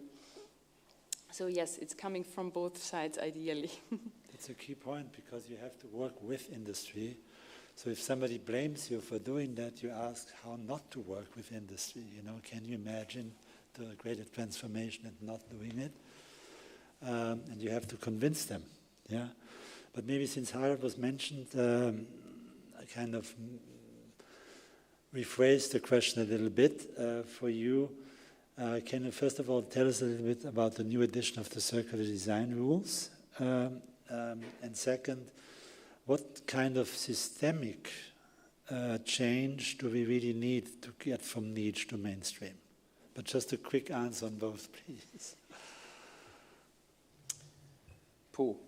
Quick answer to very big questions is always difficult. What I wanted to say to the previous question, which was in the room, I think literacy is something which is really needed. You know, when I have this plastic bottle here and it says it's 100% repet, I'm a happy consumer. What's wrong with this bottle? I was hoping for a bottle of glass, actually. No, but it's a perfect example, because, and when you buy a rucksack and it says it's 100% made from PET bottles, it's strange, isn't it? How come that we have 100% here and we have a rucksack made 100% of PET bottles? How does that work? It does not work. It's just a lie, you know. In a way it's true, because, but you know that there's material streams which take quite strange directions, to textiles, to rucksacks, to, you know, as an informed consumer, you have to be shocked seeing that your rucksack is made 100% of PET, because this is wasted PET, which was used for these kind of things. Yeah, to the design rules, I think in the last years, I thought it's you know, projects is one thing you can, you know, as you said, we can just bring alternatives on the table. We can enter this kind of old business models with new alternatives. We can create new ways of labor. I do as well believe a lot in local economies, because that's the easiest way to close a cycle. You know, if you produce an office chair and you send it from Michigan to Tokyo, you know, this is quite a difficult circular economy. If you just produce locally and reuse this locally, these resources again, I think that's maybe the way to go, and also produce local labor. how can we change this stupid linear economy system? When we follow the guidelines of Donella Meadows, which was a great system scientist, and what she said is one of the highest interventions is to change the rules of the game. Of course, the highest one is a paradigm shift, so I think this is what we need to do, basically. But to intervene in a system, numbers are not a very good way to do this, so we all see these numbers and we forget them in a minute. But rules are quite important for having systems running, and so what we did with the Institute of Design Research Vienna, we observed shape-shifting patterns. We observed patterns which enables us as designers, architects, whatever we do, to change the system. And so we selected 9 rules which we think are very effective as a start. And we are going to publish these 9 circular design rules in the event of the Vienna Design Week this year. So it's basically it's like a game, you know. It's 9 playing cards, and as a designer, you just have them on the table, and then you get remembered that only a product becomes circular if you think about the system around it. Yeah. Thomas. Well, 3 things. We definitely need standards because sustainability is a basic requirement for architecture and design, and it's not an option, and it's not a question of certifications or a label. It has to be a law, and it has to be a standard which is so natural and so basic that everyone will accept it. And we have proven so often that all these big projects we did are cost efficient, and I just wonder why it didn't happen more. It's just in our work, but anyone can do it. So circular architecture is just a label that everybody can do. So these standards are really urgent, and we are working. We recently published a small study with the Environmental Agency of Austria, with the Umweltbundesamt, about stakeholder dialogue, setting up these standards. It's called a white book or white paper on standards of sustainability. And secondly, as you said when you welcomed me, circular economy has to be recognized as the only way to cope with climate change and with climate change issues. It's not something about resources, it's about changing our economy, it's about changing the processes and our business models. And then finally it might work. And yeah, that might be enough. Yeah, I couldn't agree more, because if I have the numbers right now, I think that if you produce an object, for instance, within cycles, you have 75% less emissions than if you extract and produce a new object.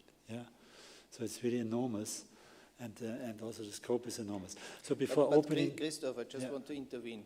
You know, it seems so logical. You know, it seems so clear. You know, there is less emissions. There is, but there is a downside of it. It's much more expensive today. It's less expensive to pollute the air. These recycling bottles, the granulate for the repad is sometimes double the cost than the raw material, you know, if it's virgin plastic. That's our problem. Yeah, absolutely, and this refers to the next question before we open the floor to the audience. And maybe, Mei Ling, you can give us an answer here, or whoever feels kind of compelled. The question is, to what extent can carbon pricing, and I mean really high price for carbon, let's talk about at least 100 euros in the beginning, help the circular economy and therefore also circular society?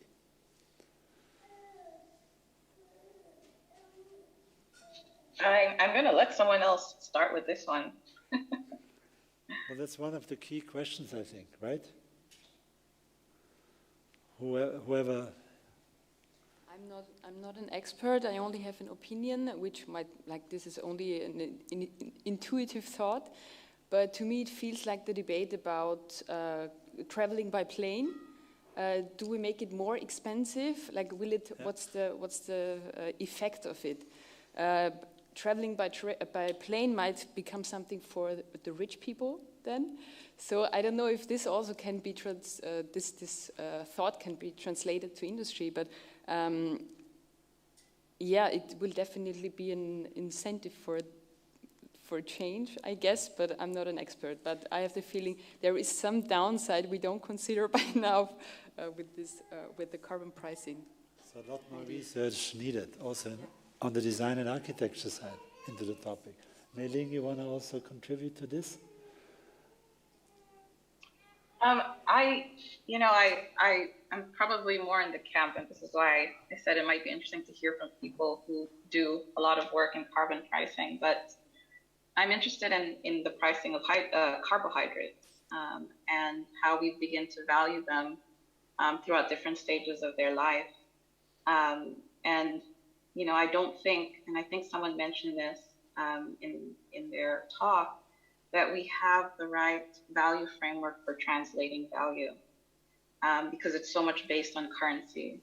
And so the idea of understanding time, irrespective of where you lie in the value chain, if you're a producer, a manufacturing stakeholder, a consumer, as well as the social and cultural capital that all stakeholders offer. I mean, we think of the fact that universities and professional institutions give us so much cultural capital, and that's very well understood. But when we think about farming communities and crafts communities, where knowledge and cultural capital, be it in the form of knowing how to farm on a land for multiple generations or time saved using certain techniques, we don't necessarily have that framework to translate that value. And so I don't have a lot of answers to that value translation framework yet, but that's an area that I'm incredibly interested in terms of carbohydrate pricing.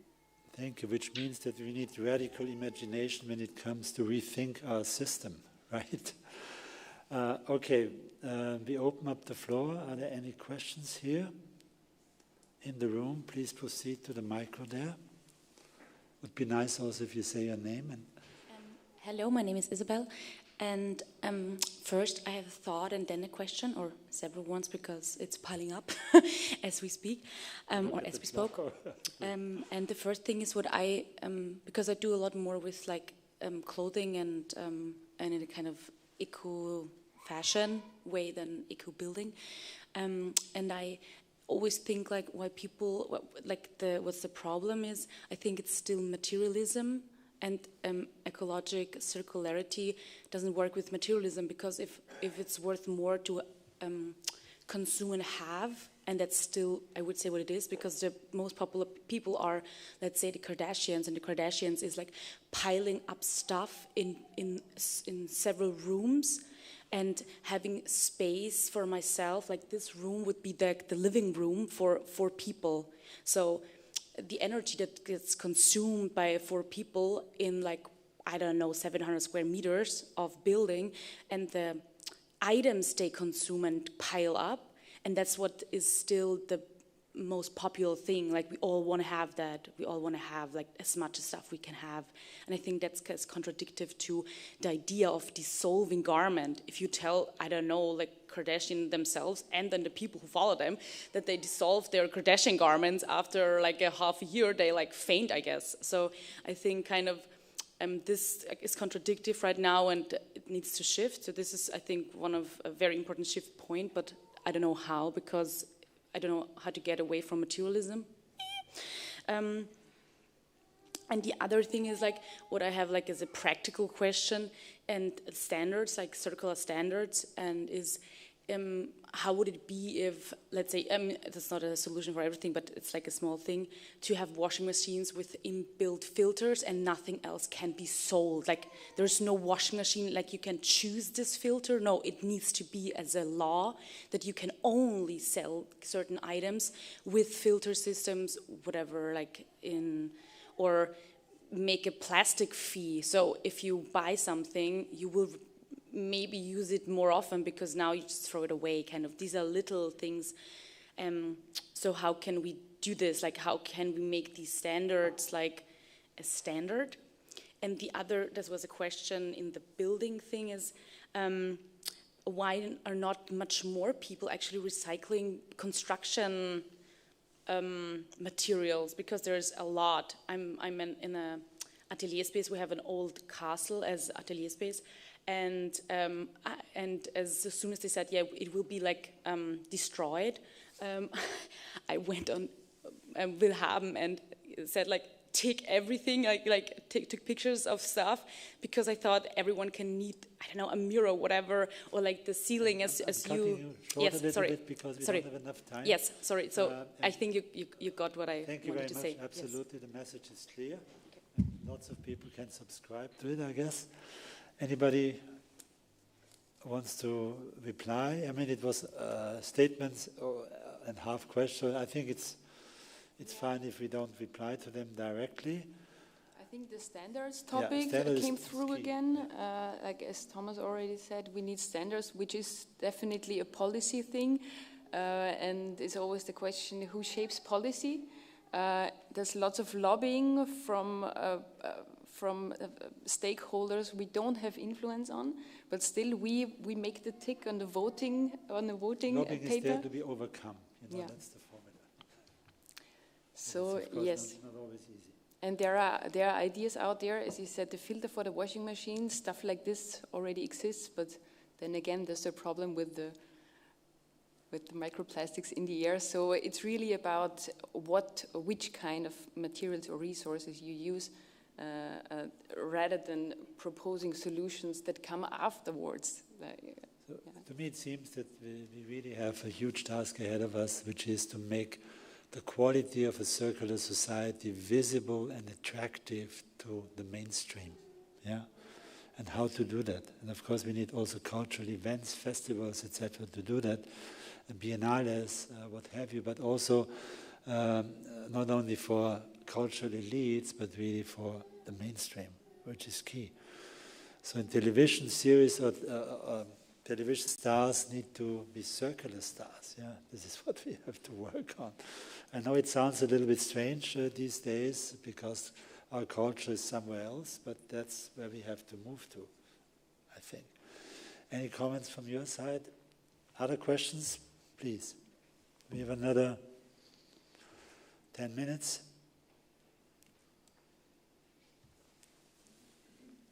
Hello, my name is Susanna, and I wanted to ask, have a short invention. I think the reuse of materials is a very good thing, but if you look outside, you see a much investments now in concrete. It's equal if there are buildings for homes or in streets. So there is much investments in streets instead of public transportation. And the other thing is the reuse of materials. It's a very good thing, but I think there are many old buildings you can use as a building and use it right further. So you don't have to reuse it and destroy them and then build something else.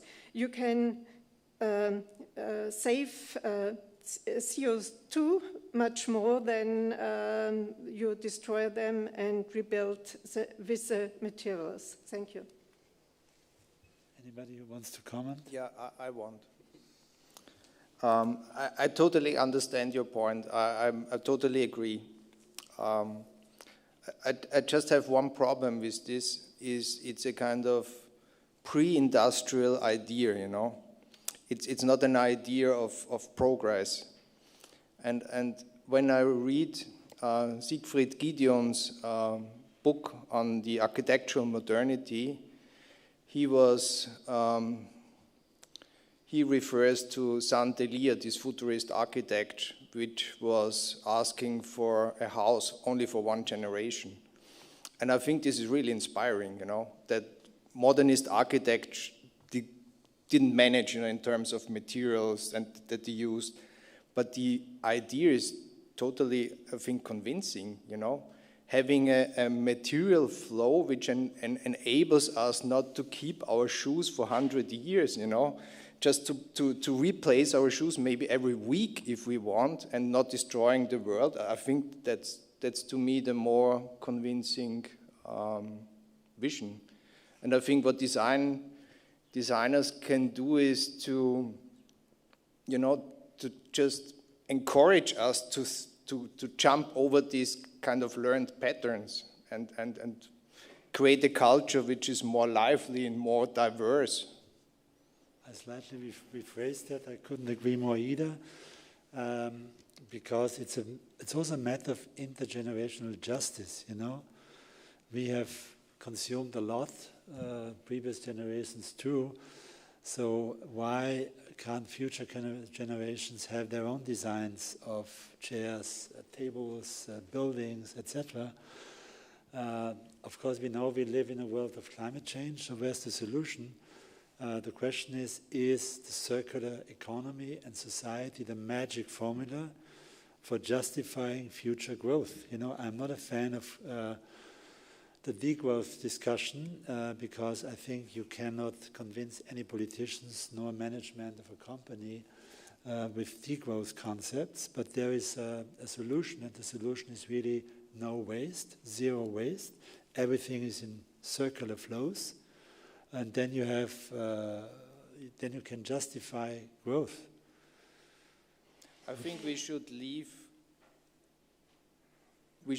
to our children a circular economy and not the nicest chair and the nicest building. I think this what we can contribute today is to build this circular economy and leave this to all the upcoming generations. Not the nicest chair, the nicest building, which they have to keep for eternity and the other generations. So that's what it's all about. Mei Ling, would you agree with that kind of assessment, concluding our session here more or less? Yeah, I mean, it's kind of complex. I mean, I think of things, heirlooms that have been passed down, you know, from my dad, you know, or his grandmother. But I think the one thing that is common between that approach and what everyone's talking about is we need to love, you know, our objects and things more, so that we're not always trying to replace them and don't care when we actually give them or throw them away. Yeah, I think there's an aspect of preservation that is important.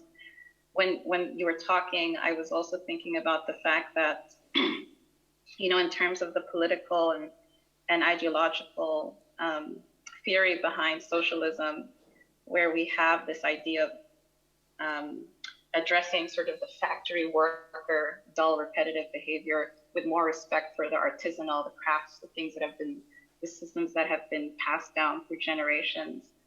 I think often a lot of natural materials, biomaterials that were once used in this way, and within those societies gets trapped in this sort of paradigm of returning to these pre-industrial, pre-capitalist societies. And those are not without their own problems in terms of gender, class, hierarchy.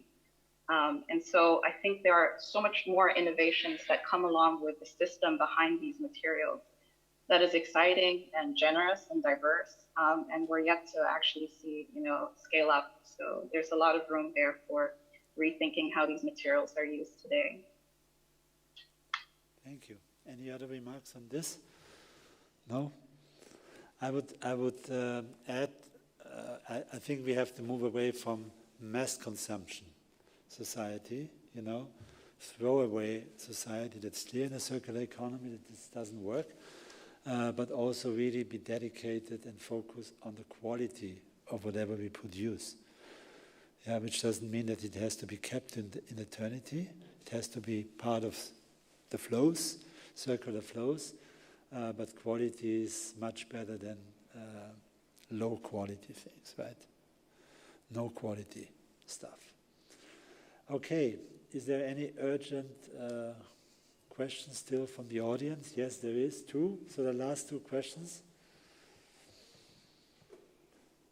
Actually, it's just a statement. Yesterday, I coincidentally discovered that there is a company offering that I can, as a man, that's man clothing, I can offer custom-made pieces of like a pullover, a shirt, or whatever, shoes even, and it's one day I can order it, and it's made by number, so it's no mass production. And I was very enthusiastic because yesterday I heard the other, and today, so already things are starting in that direction, that we're going away from mass production of clothing, and there is models existing already. Thank you. Another question, yeah, or statement? My name is Valerie, and I come from education, so I'm from the education system.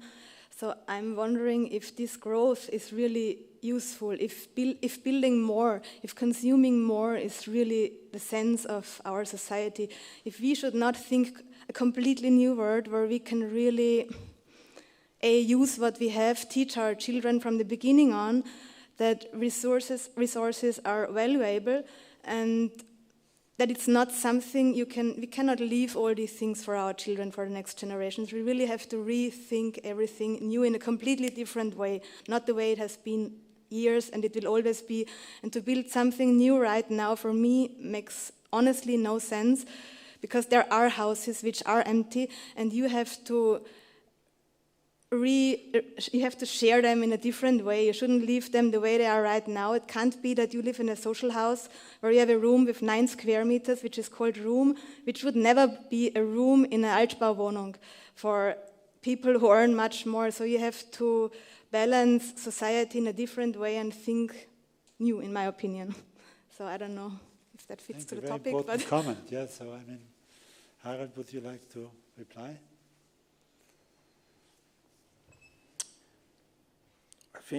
I think what's behind what you say is this topic of inequality, and I really do hope that rearranging our economy is also tackling this topic of inequality.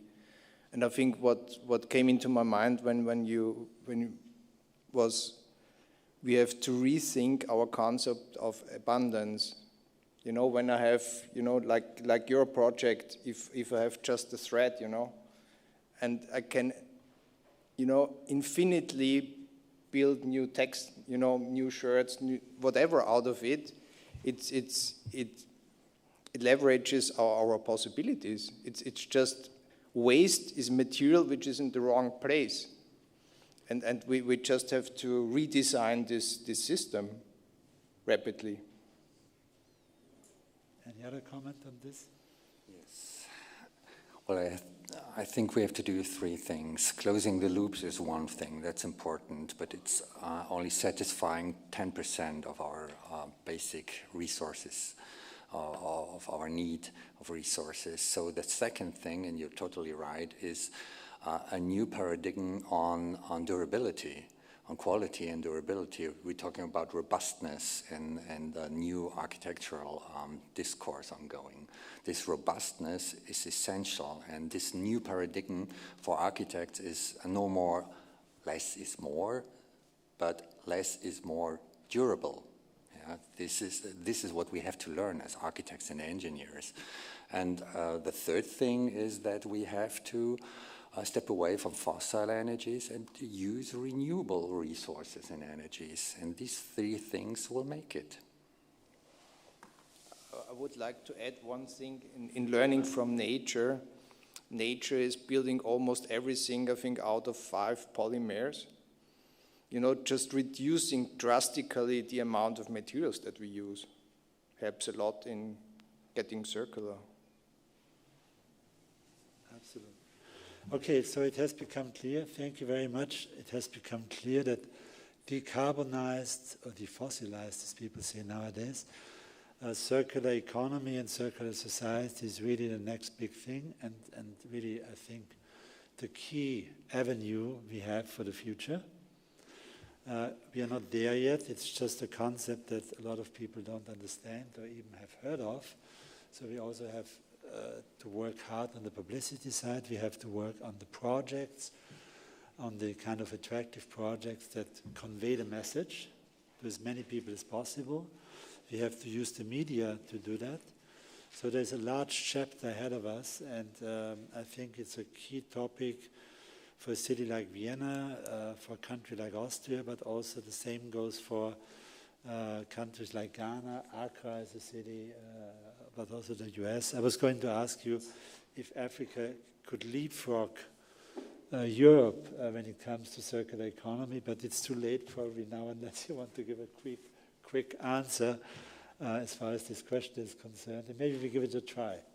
Is there a kind of leapfrog potential for Africa on the circular economy vis-a-vis Europe? I mean, everyone talks about the leapfrog, and maybe I see the hunger and the rapid economic growth and the widening gap in terms of class. In the last 10 years, Ghana is a very, very different country. And so I think that there is, you talked about carbon pricing earlier. If these things become standards that dissuade, places like Ghana that are just beginning to, accelerate in terms of development, that might cause a shift, not necessarily for alternative models, but for looking inwards and seeing what has worked in this environment and context, and how do we build on that? So it's somehow a question of pride, a question of, learning more about what's around you, what has been done historically, and what's going on in the world right now. So the leapfrog is challenging, I think, because a lot of the standards and aspirations are actually always looking outside, and a lot of the stuff coming in are, things that have passed down to 2 or 3 cycles. We talked about clothes earlier. Ghana is one of the world's largest importer of used clothes. So it's a complex material economy and an intense hunger to develop very quickly. And so those two things in tension are really going to be challenging for the leapfrog. But, necessity is the mother of innovation. People invent when things are too expensive or there's a need for it. And I see that happening a lot, particularly in the agro-waste sector, because of Africa's history of exporting low-value commodities and importing high-value commodities in order to meet modern lifestyles. So yet to see Christopher, but I'm, excited to be working in this area and excited to have had the conversation with all of you today. Thank you very much. Thank you for your contributions. The same goes for Thomas, Alexander, and Harald. And thank you also for your interest and your questions and statements here from the audience.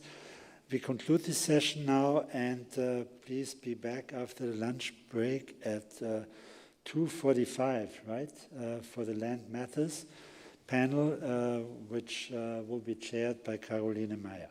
Thank you very much for being part of this. Thank you.